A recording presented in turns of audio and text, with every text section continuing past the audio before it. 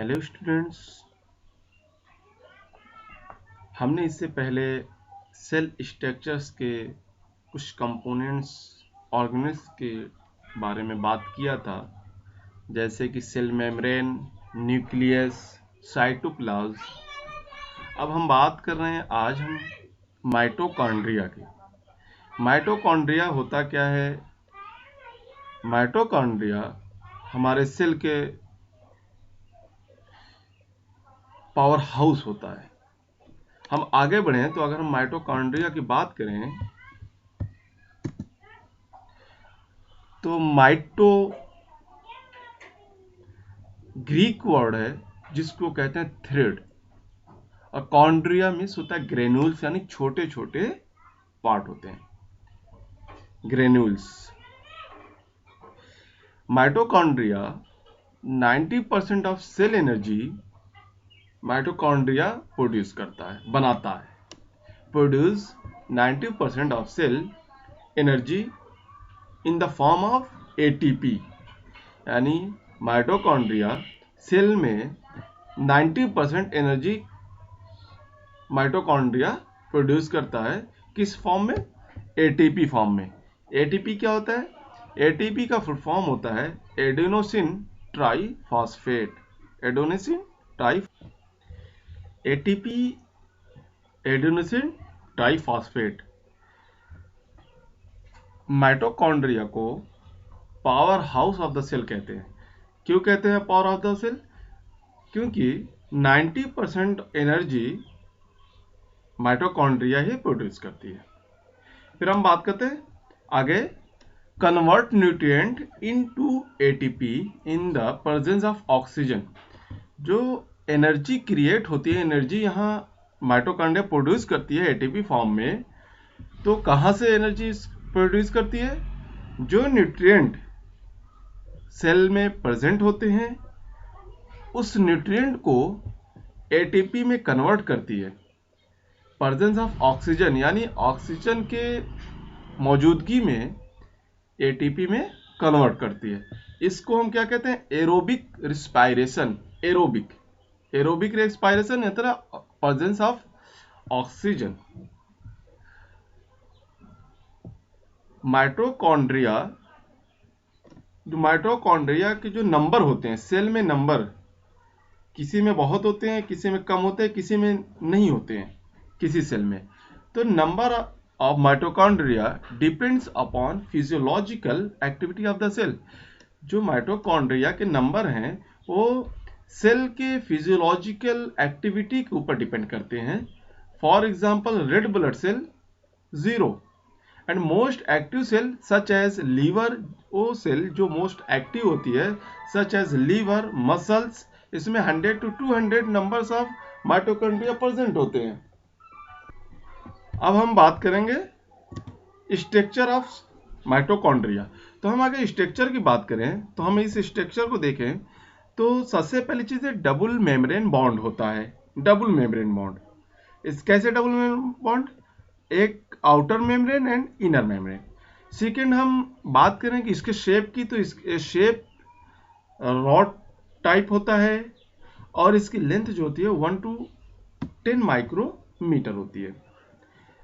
इसमें क्या क्या होता है? Outer membrane, inner membrane, inter membrane space, matrix, DNA, ribosomes and cristae. अभी हम एक एक को इसको डिटेल में पढ़ेंगे। हम आगे बढ़ते हैं। माइटोकॉन्ड्रिया और डबल मेम्ब्रेन सेल ऑर्गेनेल्स, यानी डबल मेम्ब्रेन सेल ऑर्गेनेल्स होते हैं। कौन कौन से मेम्ब्रेन होते हैं? Outer membrane, second is inner membrane. अगर हम आउटर मेम्ब्रेन की बात करें, जो कि हम देख सकते हैं आउटर मेम्ब्रेन, येलो वाली जो लाइन इसमें दिख रही है आउटर मेम्ब्रेन है। तो आउटर मेम्ब्रेन क्या होता है? फर्स्ट इसकी outer membrane enclose entire organelles, यानी जितने ऑर्गेनेल्स माइटोकॉन्ड्रिया के अंदर प्रेजेंट है उसको घेरे हुए होता है, उसको कवर किए हुए होता है।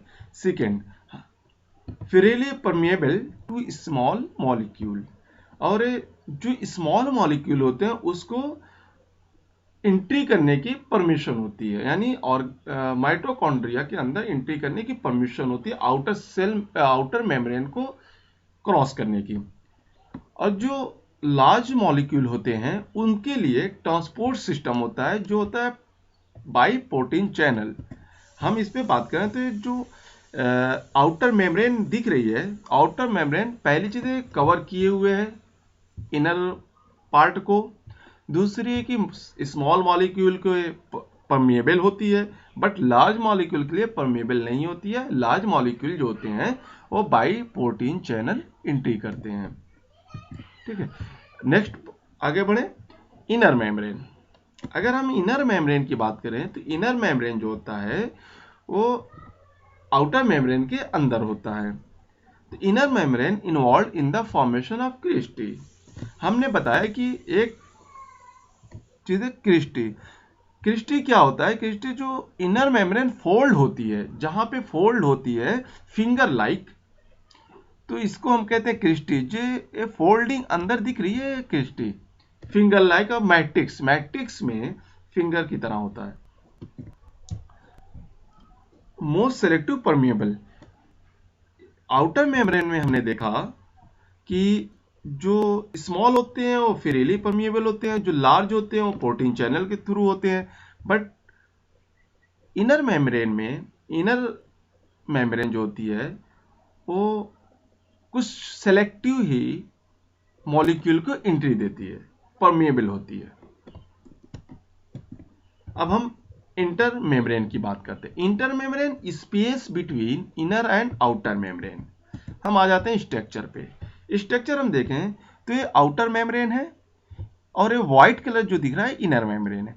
बीच का आउटर और इनर के बीच का जो स्पेस है, जो हमें स्पेस दिख रहा है, इसे हम कहते हैं इंटर मेम्ब्रेन स्पेस। अब हम बात करते हैं माइटोकॉन्ड्रियल मैट्रिक्स की। हम मैट्रिक्स की बात करें तो हम फिर से आते हैं स्ट्रक्चर पे। तो हमें जो कलर दिख रहा है, मैट्रिक्स जो होता है जेली लाइक होता है, जैसे कि हम लोगों ने इससे पहले पढ़ा था साइटोप्लाज्म और न्यूक्लियोप्लाज्म कि वो जेली लाइक होता है। सच एज मैट्रिक्स भी जेली लाइक होता है जिसको इनर मेम्ब्रेन कवर किए हुए होता है। अब इसमें प्रेजेंट क्या होता है? इसमें प्रेजेंट होता है DNA, ribosomes, enzyme, proteins and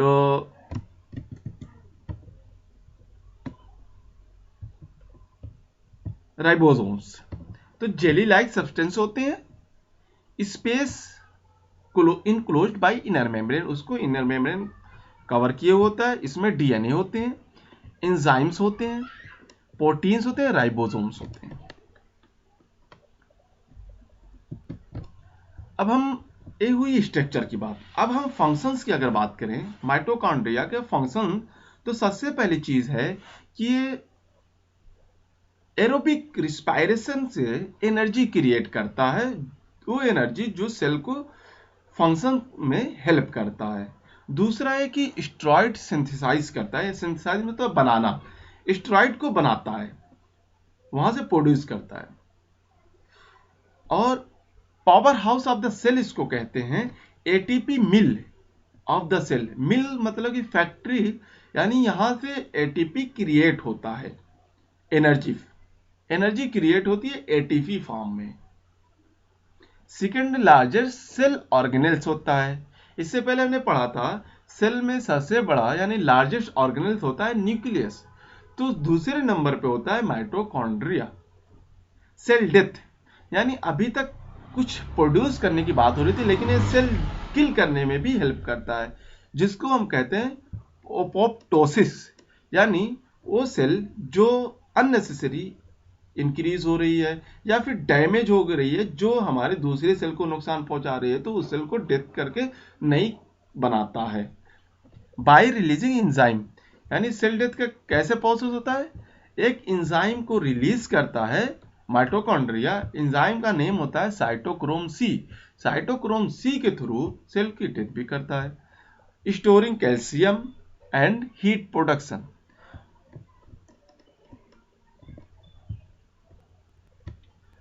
तो ये था माइटोकॉन्ड्रिया का एक छोटा सा क्लास। उम्मीद है कि समझ में आया होगा। अगर कुछ डाउट है तो आप लोग कमेंट कर सकते हैं। Okay, thank you.